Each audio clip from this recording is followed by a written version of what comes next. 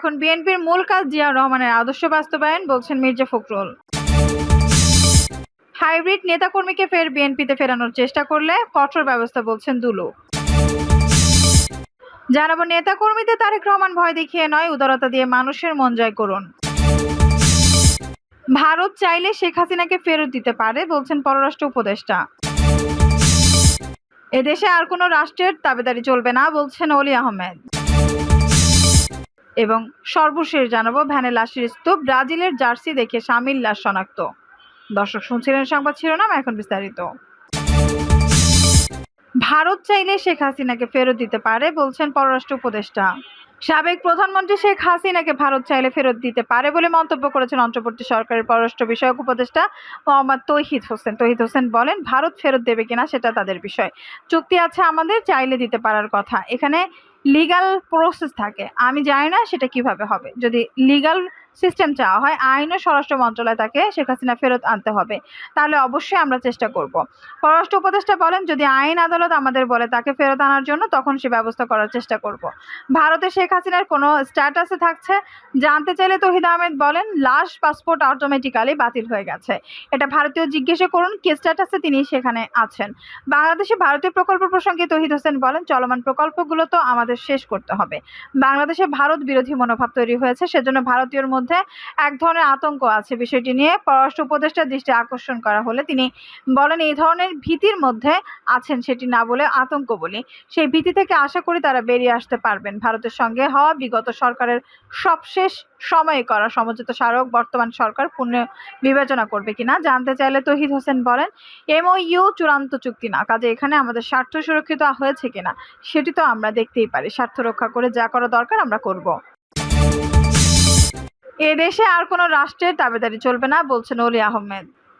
Bangladesh liberal Democratic পার্টির LGP সভাপতি colonel অলি আহমেদ বীর বিক্রম বলেছেন, এদেশে আর কোনো রাষ্ট্রের দাবিদারি চলবে না, দেশ চলবে জনগণের কথাই। দীর্ঘ 50 বছর ধরে ভারতের কথা ও আওয়ামী লীগের কথা শুনতে হচ্ছে, এবার কিন্তু কারো বাপের কথা শুনতে হবে না। এবার দ্বিতীয়বারের মতো দেশ স্বাধীন করেছে এদেশের ছাত্র জনতা ও আপামর জনতা, যেটা পৃথিবীর কোনো দেশে সম্ভব হয়নি বা হবে না, একটি পৃথিবীর মধ্যে একটি নজিরবিহীন। তিনি আরো বলেন, 17 বছর ধরে এদেশের মানুষ তাদের পছন্দের প্রার্থীকে ভোট দিতে পারেনি, এখন তারা ভোট দিতে অপেক্ষা করছে। তাই তাদের দেশের বিভিন্ন সেক্টরের সংস্কার করে দ্রুত সময়ের মধ্যে নির্বাচন দিতে অন্তর্বর্তী সরকারের প্রতি আহ্বান জানায় ছাত্র জনতার। আন্দোলনের মুখে স্বৈরাচার শেখ হাসিনা দেশ ছেড়ে পালালেও তার দোসর ও দালাল্লা এখনো রয়েছে, তাদের চিহ্নিত করতে হবে। পাশাপাশি সে সময় প্রত্যেক আমলা ও মন্ত্রী এবং এমপিরা যে পরিমাণ দুর্নীতি করে সম্পদের পাহাড় বানিয়েছেন, দুর্নীতি দমন কমিশনের মাধ্যমে তদন্ত করতে হবে। প্রত্যেক ঘটনার জন্য জড়িতদের বিচার করতে হবে, হবেই। হাইব্রিড নেতাকর্মীকে ফের বিএনপিতে ফেরানোর চেষ্টা করলে কঠোর ব্যবস্থা, বলছেন দুলু। বিএনপির কেন্দ্রীয় নির্বাহী কমিটির সদস্য ও সাবেক উপমন্ত্রী অ্যাডভোকেট এম রুহুল কুদ্দুস তালুকদার বুলু বলেছেন যে সমস্ত হাইব্রিড নেতাকর্মী গত 15 বছর ধরে আওয়ামী লীগ করেছেন, তাদের যদি বিএনপি উপজেলা, ইউনিয়ন বা ওয়ার্ড পর্যায়ে কোনো নেতা আবার বিএনপিতে ফিরিয়ে নিয়ে আসে কিংবা বিএনপি কারণের চেষ্টা করা আগে তাদের বিরুদ্ধে প্রয়োজনীয় ব্যবস্থা নেওয়া হবে। দুলু বলে, বিএনপির ভারপ্রাপ্ত চেয়ারম্যান তারেক রহমান বলেছেন, বিএনপির নামে কেউ গ্রামে গ্রামে, ওয়ার্ডে ওয়ার্ডে বিভিন্ন এলাকা চাঁদাবাজি করে কিংবা চাঁদাবাজির চেষ্টা করে তাদের বিরুদ্ধে ব্যবস্থা নেওয়া হবে। ইতিমধ্যে এসব ঘটনায় যারা জড়িত ছিল তাদের 2-1 জনকে চিহ্নিত করে দল থেকে বহিষ্কার করা হয়েছে। তিনি দলের নেতাকর্মীদের হুঁশিয়ারি করে বলেন, আমরা দলের প্রত্যেকটি নেতাকর্মীদের কষ্টকে সম্মান করি, আপনাদের ত্যাগকে সমীহ করি, কিন্তু দলের বিরুদ্ধে দলের ভাবমূর্তি নষ্ট হবে এমন কাজে কেউ লিপ্ত থাকে ও বিএনপির নামে কেউ যদি চাঁদাবাজি করার চেষ্টা করে তবে তাদের বিরুদ্ধে কঠোর সাংগঠনিক ব্যবস্থা নেওয়া হবে।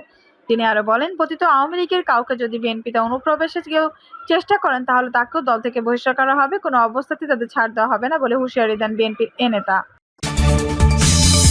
বিএনপির মূল কাজ জিয়াউর রহমানের আদর্শ বাস্তবায়ন, বলছেন মির্জা ফখরুল।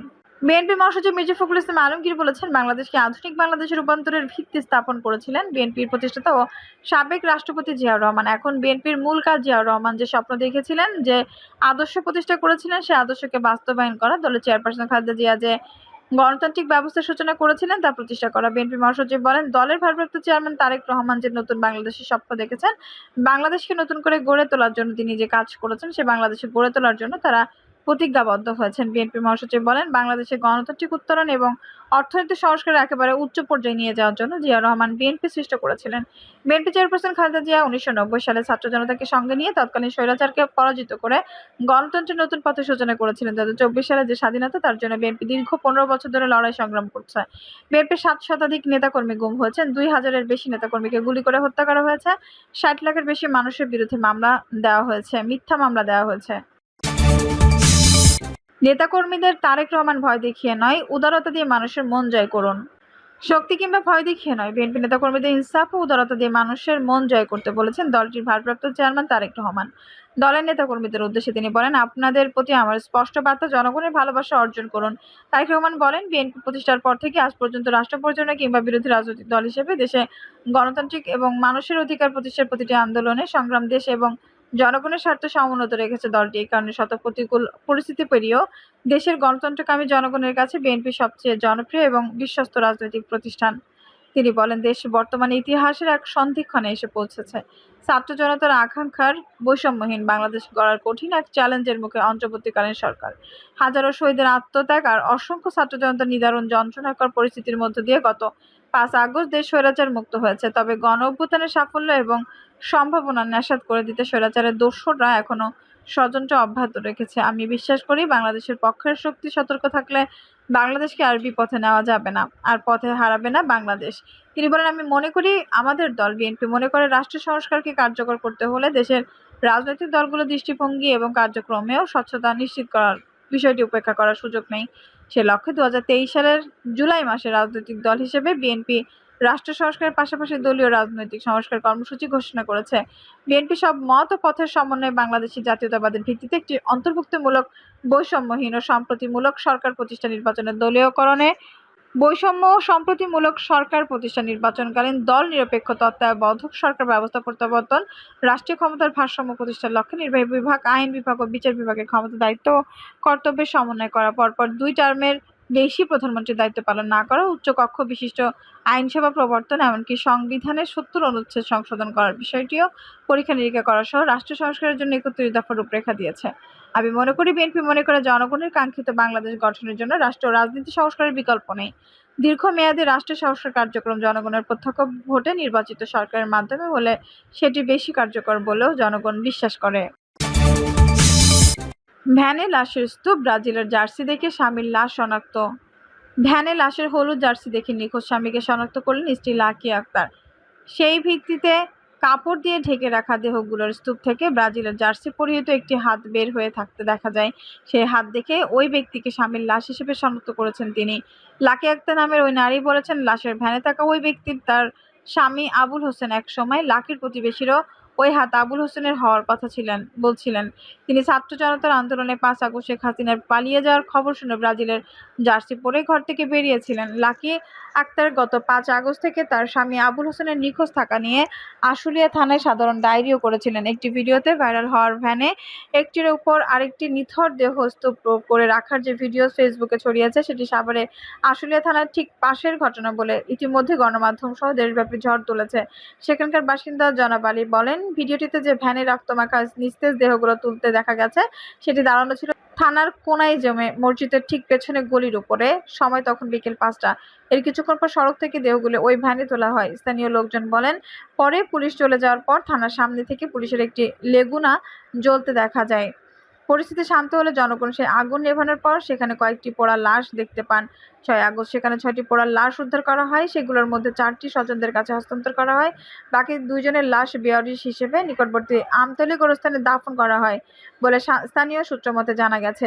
লাকি আক্তার ও আবুল হোসেন দম্পতি থাকতেন বাইপাইল পশ্চিম পাড়ায় একটি ভাড়া বাড়ির ঘরে। তাদের ২ সন্তান। বাড়িটির বয়স ৯ বছর, ছোটটি ৬ মাস বয়সী।